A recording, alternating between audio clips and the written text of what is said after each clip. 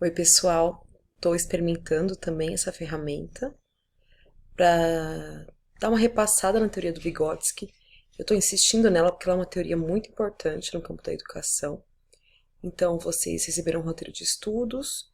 E aqui nesse PowerPoint eu vou tentar ser bem sucinta, focando só em pontos centrais, tá bom?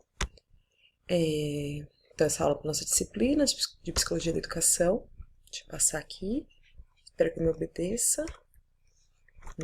Não está me obedecendo. Isso, obedeceu. Então, Vygotsky, quando você ouvir falar nele, você vai pensar no contexto da Rússia. Ele nasceu na Rússia em 1896, estou olhando aqui, e morreu aos 38 anos. Então, a trajetória de vida dele é uma trajetória muito curta, mas de muita produção. Eu estou com 35, fico pensando que, enfim, com 3 anos a mais, daqui 3 anos é o tempo inteiro da vida do Vygotsky. E mal tem artigo publicado, mas vamos lá. Então, pense em Vygotsky, pense na Rússia. Como a gente tem estudado na disciplina, o contexto social, histórico, econômico, também influencia muito o sujeito, né?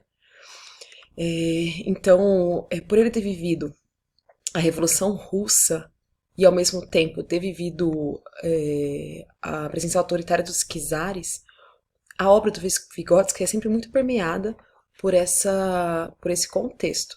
Então, a Revolução Russa, uma revolução socialista comunista. Eu vou falar no próximo slide, então não vou antecipar muito. Então, ter clareza que Vygotsky, Rússia, Revolução Socialista Russa, né? E pensar também que dois grandes parceiros do Vygotsky, que muitas vezes aparece quando vai falar de Vygotsky, é Luria e Leontiev, tá?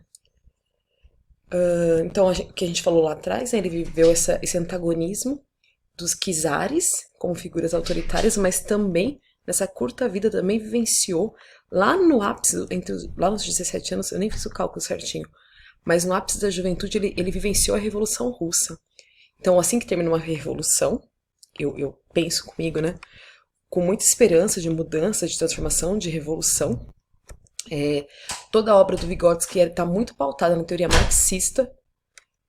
Também é uma associação que é importante que vocês façam, né? Então, com a Revolução Russa, inspirada nas ideias marxistas, o Vygotsky também vivenciou, no seu contexto, uma grande efervescência cultural, uma inovação nas ciências, nas vanguardas artísticas. Então, artes de muita vanguarda. É um pensamento mais libertário que ele pôde vivenciar.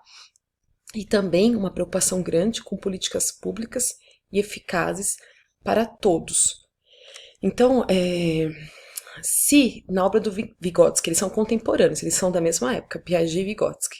Se o Piaget faz toda a teoria dele lá em Genebra, na Suíça, né?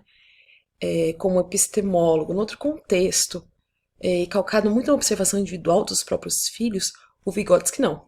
Vygotsky a gente precisa associá-la a uma aprendizagem social.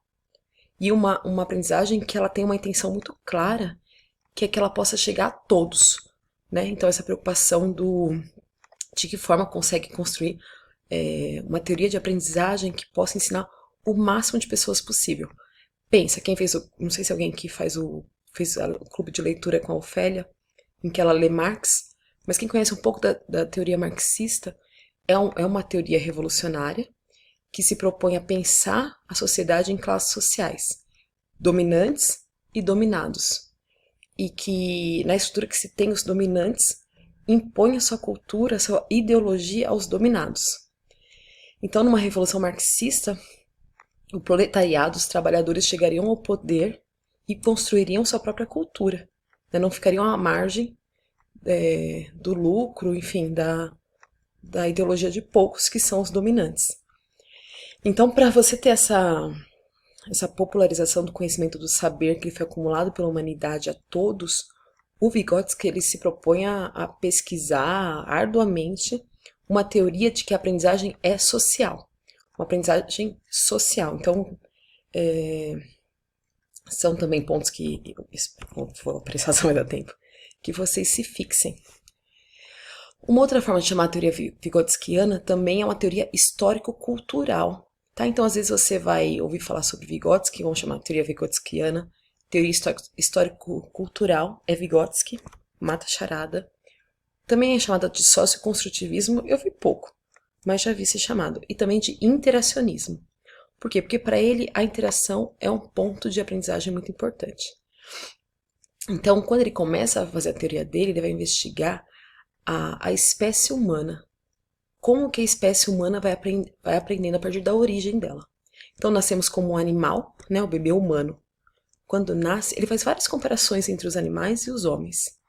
O bebê humano, quando ele nasce um pedaço de carne com o olho, né, que é a metáfora que a gente usa para pensar nessa construção que ela é social e histórica. Com a aprendizagem que ele vai tendo com o meio, ele vai se tornando um sujeito social e cultural. Então, a cultura e a sociedade vão ensinando a falar, a comer. A comer não, necessariamente, acho que comer é um instinto primitivo.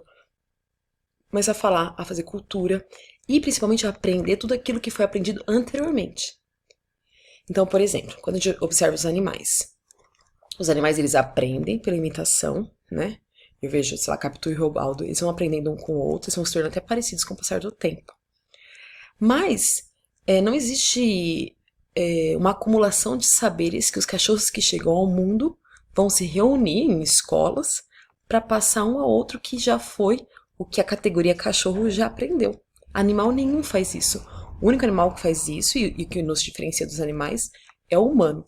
E ele faz isso através da linguagem. Então, o Vygotsky tem até uma obra que chama Linguagem e Pensamento, que ele trata exatamente disso. O quanto a linguagem ela é fundamental para a constituição do pensamento humano. E é através da linguagem que a gente dá continuidade à cultura, continua e avança na cultura. Então, quando uma criança chega ao mundo, um bebê humano, a gente vai ao longo do tempo fazendo com que ela aprenda tudo que a humanidade acumulou de conhecimento. Tem até aquela frase que eu gosto, né? A gente não vai reinventar a roda. Que quer dizer o quê? Eu não vou voltar a tudo que já foi descoberto, né? Reinventar o fogo. Cada conquista humana, ela é acumulada e a gente parte disso para as novas invenções, né? A gente parte do que já existe. A gente acumula conhecimento. Ai, tô cansando. Então, assim, o que nos faz diferenciar do sujeito biológico, animal, para o sócio-histórico é a linguagem, é a consciência e a atividade intencional. Então, eu planejo algo e eu consigo executar isso com uma intencionalidade. Então, essa é uma característica da aprendizagem humana. Deixa eu ver o que mais. Ele também faz uma crítica. Mas ele faz uma crítica, né? Que me lembra muito, que pra mim, acho que é uma crítica direta aos behavioristas.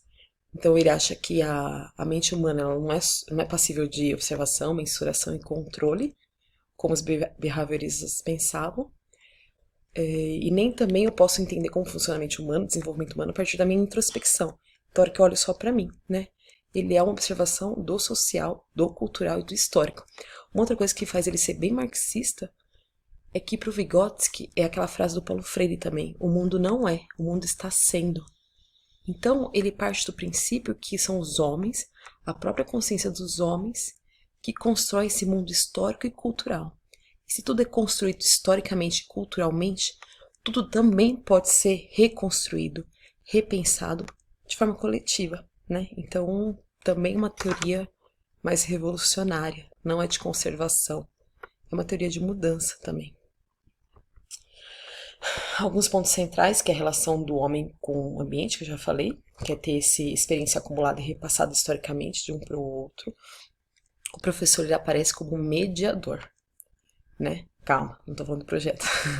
Ele tá até em pausa, porque a gente, enfim, a gente tá ainda vendo com os alunos do primeiro ano, como que se dá, a gente tá tendo muitas desistências, mas depois eu falo para não acabar o tempo.